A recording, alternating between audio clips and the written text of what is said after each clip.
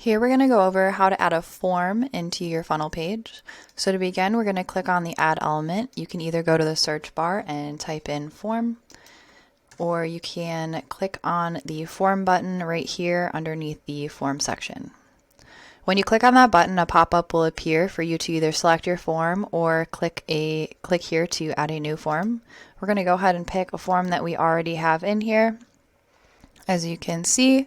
So this is one that was already edited, and this is how the form looks here. We're going to go ahead and go into some customization. So here we can type in the element name or title. So I put in the membership form. So we're going to go ahead and go membership form. You can add padding to the top or bottom of your form here, padding to the left or right. And then you can add margins on the top and bottom of that as well.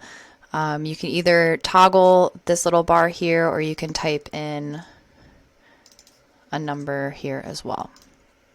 You can select a different form here by clicking on this drop down. As you can see, we have different forms that you can choose from. So any form that you have built in your CRM, you can choose from here. Now, when a customer clicks on the submit button after they've filled out the form, you have redirect actions. So you can use the action from the form builder.